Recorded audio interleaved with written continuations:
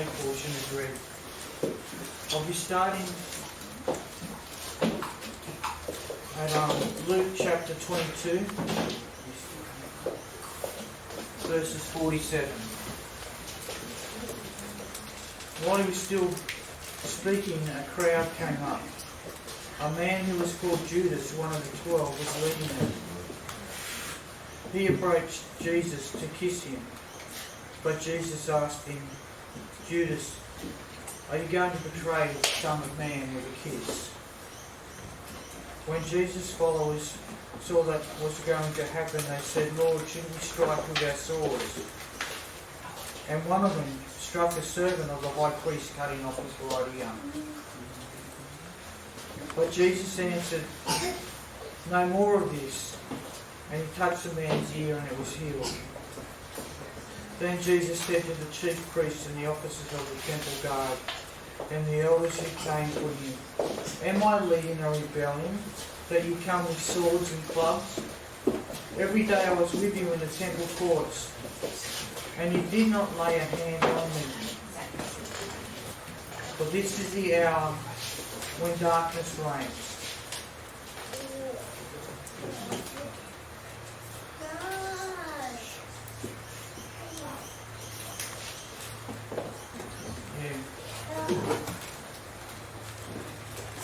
It was Jesus being taken away, and he was just not willing to fight. Just let it happen, Lord. Let it happen as you would like it to happen. Have we got another song?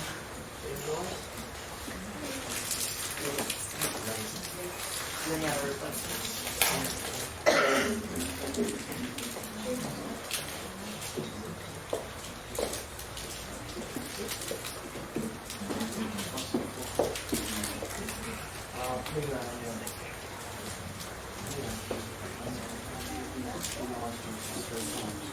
Who would like to read?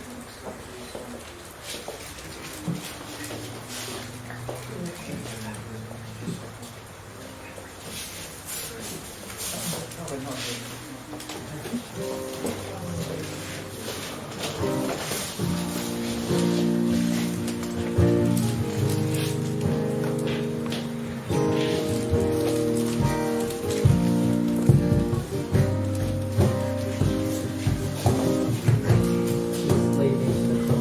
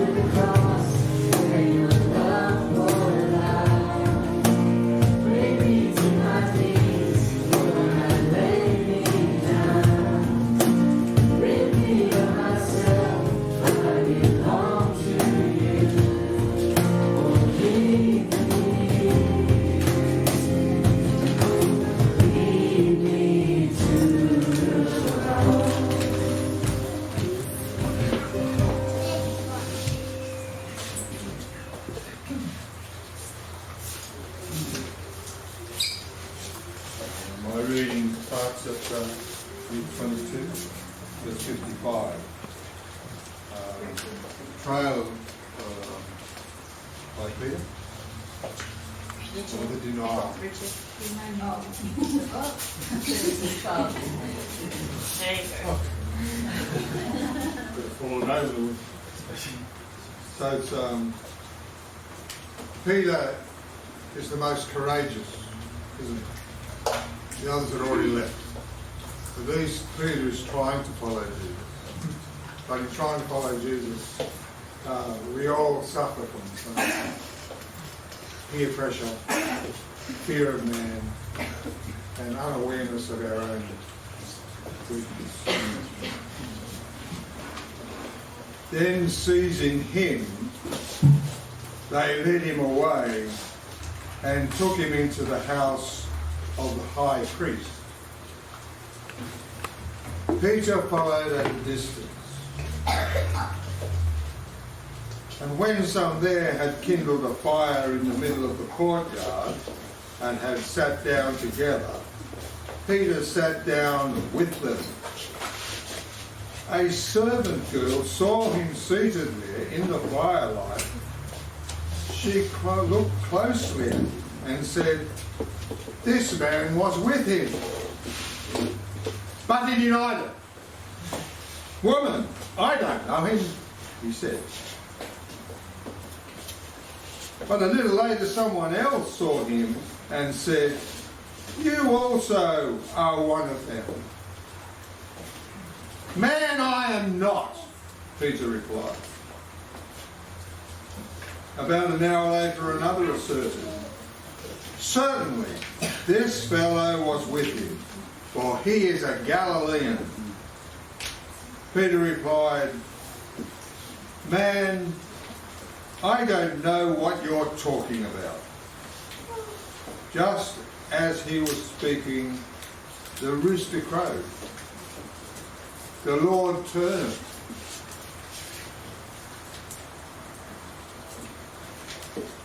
and looked straight at Peter. Then Peter remembered the word the Lord had spoken to him. "Before the rooster crows today, you will disown me 3 times." And he went outside and he wept bitterly.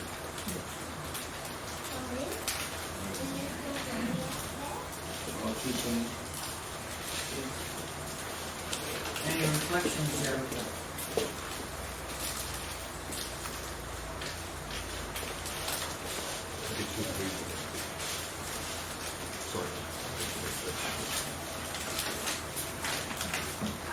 I think for me, something that's been really powerful this Easter period has been just entering into some of the traditions around this week and following the week a bit more Holy Week, a bit more closely.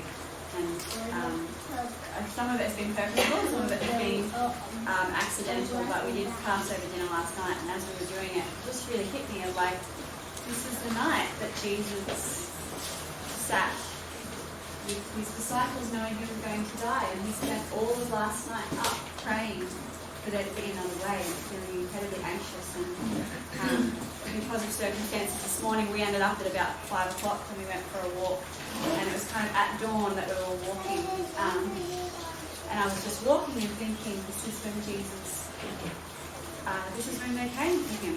And as we were walking, we came to the big Catholic school and church and things near where we live, and one of the nuns was up early, and as we were walking past, she had this big purple cloth and she threw it over the cross as this royal kind of picture, and it was just this, really just hit David and I were both just standing there in tears looking up at this cross. And I think it's sometimes we hear the story so many times it can become a bit deadened to us, but just it's been really helpful for me to walk through the week remembering each moment. Like today, what was Jesus doing right now? He's probably in the courts, being ridiculed and whipped. And he was on his way to an excruciating death. I mean, it's just, it's been really helpful for me to re-enter into that and to walk this week, which was such a beautiful week in Jesus' journey, and that he was faithful to the end. Which is just such a beautiful picture and so much suffering that he even had compassion for Peter and for his disciples and took care of them to the end.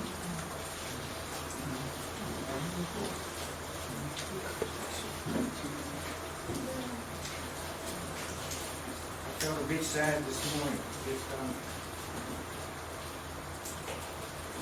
We've got Samuel and Julie staying with us at the moment. Little Lucas was up at the break of dawn as they do. He's up his words. And there would have been nothing more natural than to come with us to sleep. Just that just separation. I don't know how that fits in with Peter and Noah. Is there time when we deny Jesus in our interactions with people? Do we not necessarily deny him? Do we hide him? Do we sort of put him in the background so we don't offend?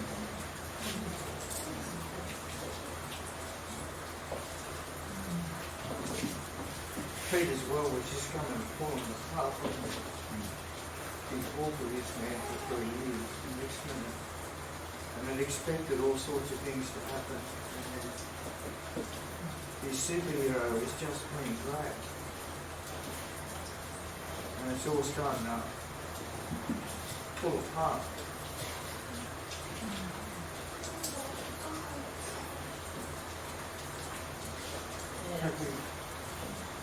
Any other reflections? Yeah, I was thinking too that we all come to our own fears. And we sometimes can be bold for Jesus and see that it's Jesus who is the ultimate power in this world. Not our government, not the laws, not the things that restrict us. And we can get into the fear of the land, thinking, will I offend? Will I do this? Will I do that if I say this? Instead of saying, this is for God's good, God's will in this situation. And God deliver. And deliver me from my fear, deliver me from evil. And I think, Peter, in that moment, he did what man would do to him, and not God's good.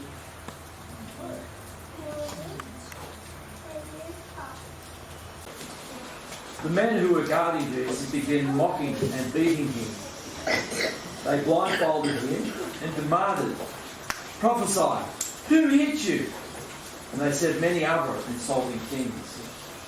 At daybreak, the council and the elders of the people, both the chief priests and the teachers of the law, met together, and Jesus was led before them.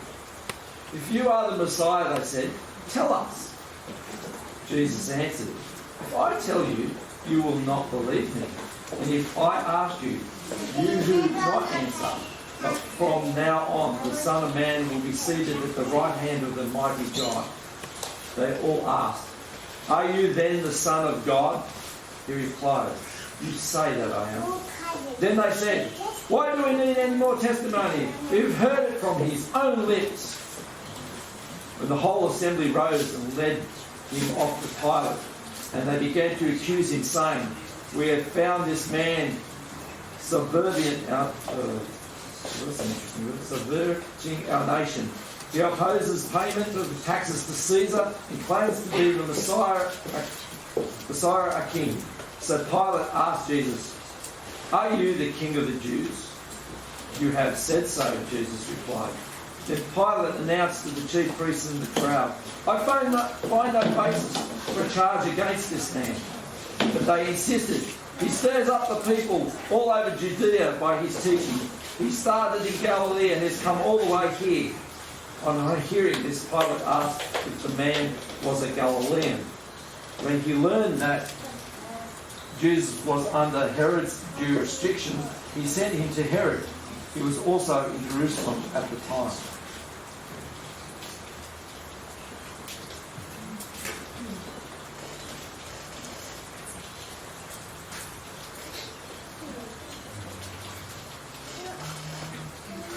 Any reflections on that?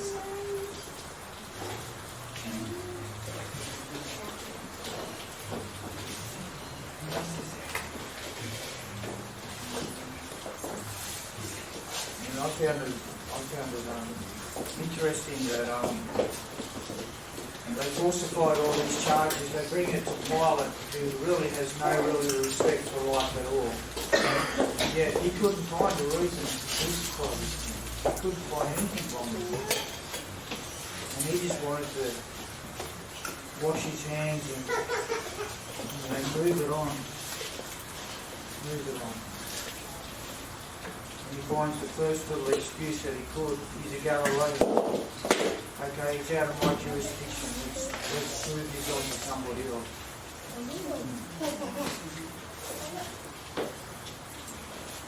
And I think something that strikes me is that thinking of that passage in, I can't remember where it is, but where it talks about we have a high priest who is acquainted with it's in Hebrews. I thought it was I wish I had it. But we have a high priest who knows, he's acquainted with what it means to be tempted in every way and to experience everything that we experience. And as someone who works with many millions of people who experience violent injustice, abuse, torture, often in context of slavery, but still where the courts and the justice system are perverted, they're corrupted, and people are abusing their position of power to get what they want. And Jesus knows exactly what that's like. He knows exactly what it's like to be a victim of injustice, to be a victim of incredible violence. He knows what that's like. And it just, in every way, he knows what it's like for every person on this earth. If they've experienced violent injustice, Jesus knows. If they've experienced being abused by people in power, he knows exactly what that's like.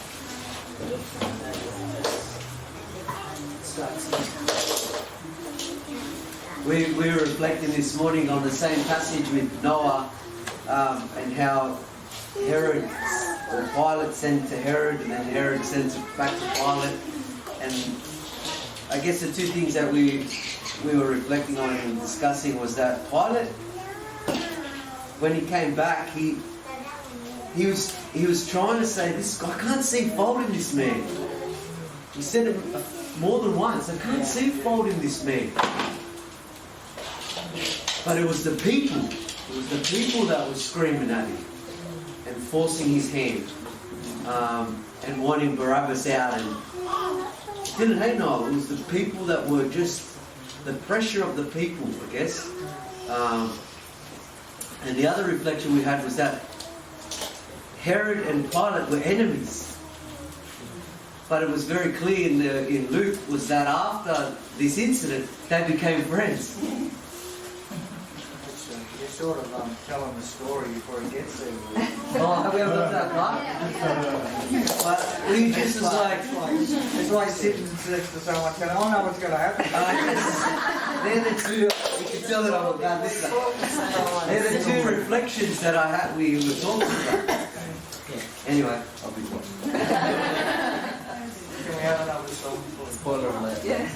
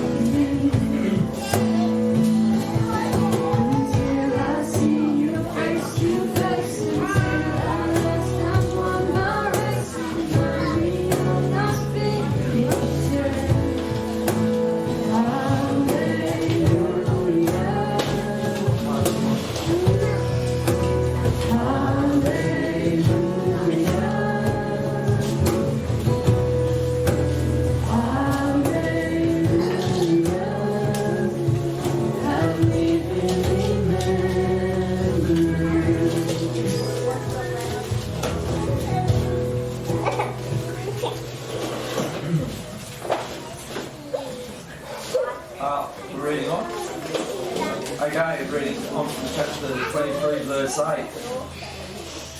When Herod saw Jesus, he was greatly pleased. Of course, for a long time, he'd been wanting to see him. For what he had heard about him, he hoped to see him perform a sign of some sort. He piled him many questions, but Jesus gave him no answers. The chief priests and the teachers of the law were standing there vehemently accusing him. Then Herod and his soldiers ridiculed and mocked him. Dressing him in elegant robe, they sent him back to Pilate. That day, Herod and Pilate became friends. Before this, they were enemies. Pilate called together the chief priests, the rulers of the people, and said to them, "You brought me this man as one whom was inciting the people to rebellion. I have examined him in your presence and have found no basis for your charges against him. Neither has Herod, for he has sent him back to us. As you can see, he has done nothing to deserve death. Therefore, I will punish him and then release him." But the whole crowd shouted, "Away with this man! Release Barabbas to us!" Barabbas had been thrown into prison for an insurrection in the city and for murder. Wanting to release Jesus, Pilate appealed to them again, but they kept shouting, "Crucify him! Crucify him!" For the third time he spoke to them. "Why? What crime has he committed? I have found in him no grounds for the death penalty. Therefore I have him punished and then release him." But with loud shouts they insistently demanded that he be crucified, and their shouts prevailed. So Pilate decided to grant their demand. He released the man who had been thrown into prison for insurrection and murder, the one they asked for, and surrendered Jesus to their will. You want to reflect again, Ruth? No, just remember that.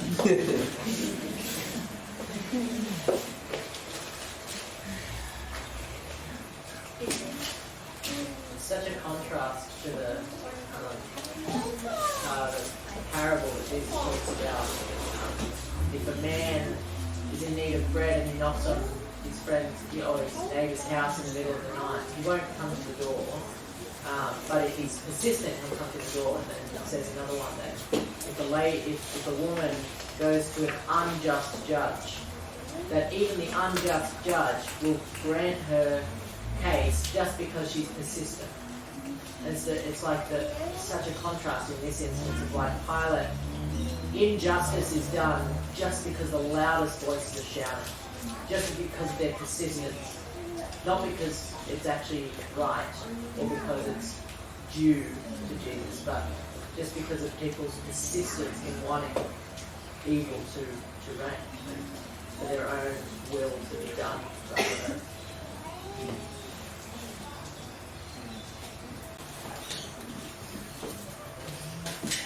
As the soldiers led him away, they seized Simon from Cyrene, who was on his way in from the country, and put the cross on him and made him carry it behind Jesus. A large number of people followed him, including women who mourned and wailed for him. Jesus turned and said to them, "Daughters of Jerusalem, do not weep for me. Weep for yourselves and for your children. For the time will come when you will say, blessed are the childless women, the wombs that never bore, and the breasts that never nursed. Then they will say to the mountains, fall on us, and to the hills, cover us. For if people do these things when the tree is burning, what will happen when it is dry?" How much? Two other men, both criminals, were also led out with him to be executed. When they came to the place called the Skull, they crucified him there, along with the criminals, one on his right, the other on his left. Jesus said, "Father, forgive them, for they do not know what they are doing." And they divided up his clothes by casting lots. The people stood watching, and the rulers even stared at him. So it's just up to casting lots. And they said, "He saved others, let him save himself, if he's God's Messiah, the chosen one." The soldiers also came up and mocked him. They offered him wine vinegar and said, "If you are the king of the Jews, save yourself." There was a written notice above him which read, "This is the king of the Jews." One of the criminals who hung there hurled insults at him. "Aren't you the Messiah? Save yourself and us." But the other criminal rebuked him. "Don't you fear God," he said, "since you are under the same sentence? We are punished justly, but we are getting what our deeds deserve. But this man has done nothing wrong." Then he said, "Jesus, remember me when you come into your kingdom." Jesus answered him, "Truly, I tell you, today you will be with me in paradise." It was now about noon, and darkness came over the whole land until 3 in the afternoon. For the sun stopped shining, and the curtain of the temple was torn in two. Jesus called out with a loud voice, "Father, into your hands I commit my spirit." When he had said this, he breathed his last.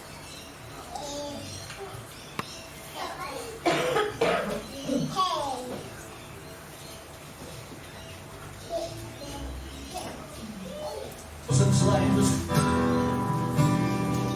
I walked to hear the jailer turn the key and push the door.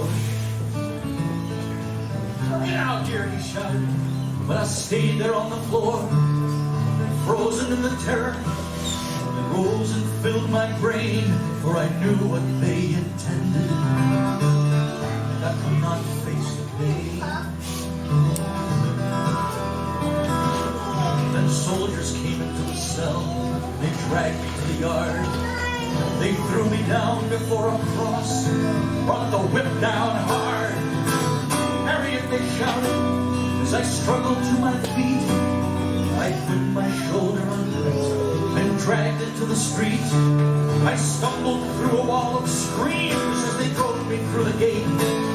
And see the thousands lined the streets, their voices filled with hate, like a wolf pack in the night that hunted for the kill. They closed the gap between us. We started up the hill. And it seemed I barely reached the top when they grabbed me from behind. They threw the cross down under me and tied the ropes that bind. The arm was close to the beams as they nailed the feet and hands. They raised the cross up in the air, dropped it and they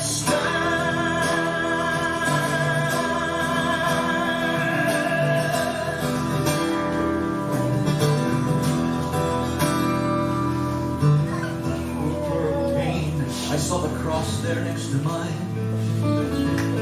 There were people all around, so I looked to read the sign. It was nailed there up above his head, so the world could see the news that the man who seemed so helpless there was the king of all the Jews. And the crowd that stood around his cross made jokes about his name. They shouted, laughed, and spat on him, so I joined in the game. I said, "Hey, if you're the king, why don't you get us down from here?" But the taunt just sounded hollow and echoed in my ear.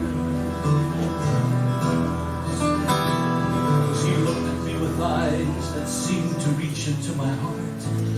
They shone a light on all my lies and tore my life apart. There was more that lay behind that gaze than simply blood and clay. Knowing was too much for me, I had to look away. But I chanced another look at him while he was looking down, where the soldiers who just crucified us drank there on the ground. And although he spoke them quietly, somehow his words came through. He said, "Father, please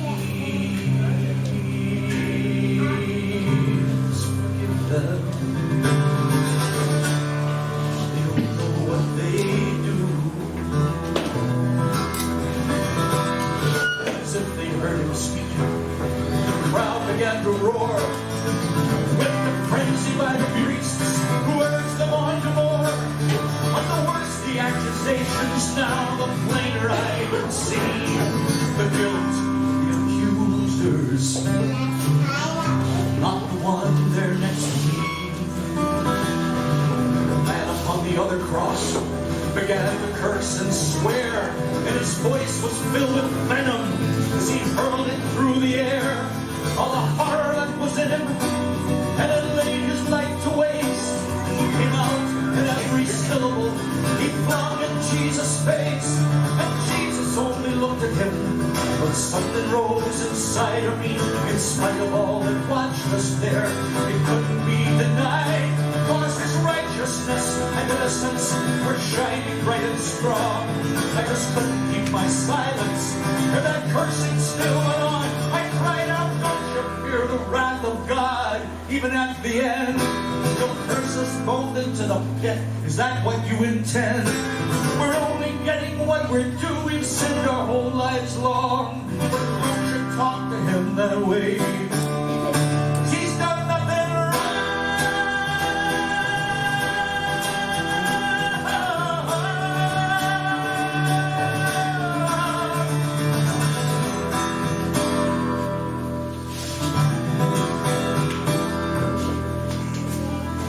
And with all my courage, in a voice not quite my own,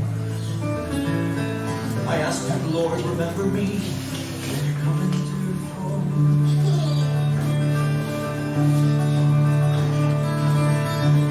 He answered me, even then his love was disguised. He said, before the sun has set today, you'll be with me.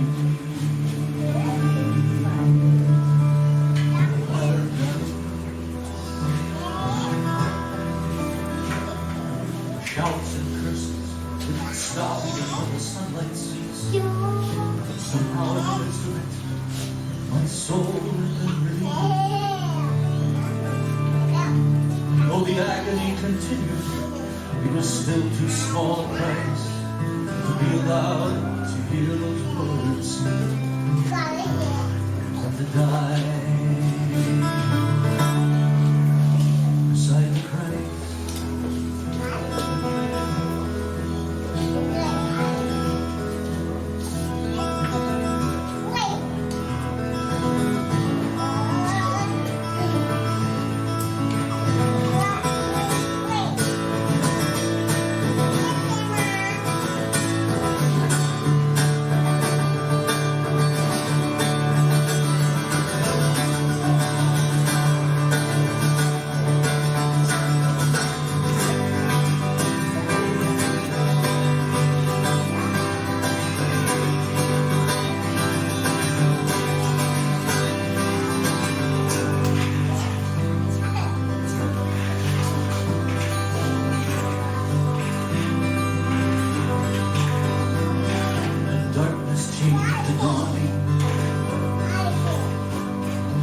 Heard the sound of voices. The air was warm around me. Stood beside a stream. Abraham was speaking to the multitudes before him.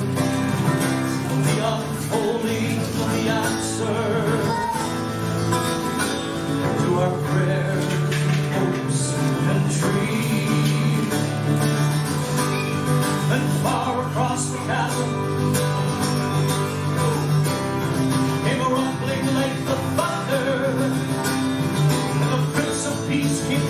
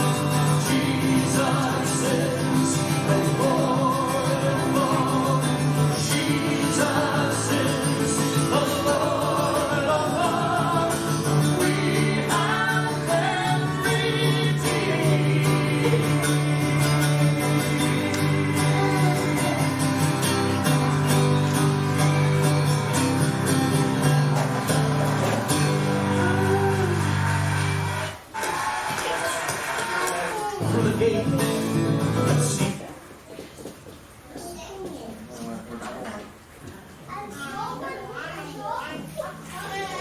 I'll just close up with a word of prayer. Thanks for indulging me with Don Francis Day.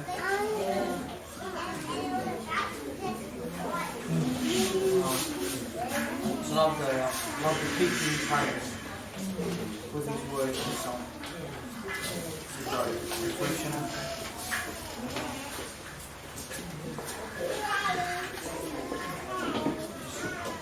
Bless him. Remember him. And his great cause. His great gift that he's given us. Thank you, Lord, for your Son. Thank you for your great love for all humanity.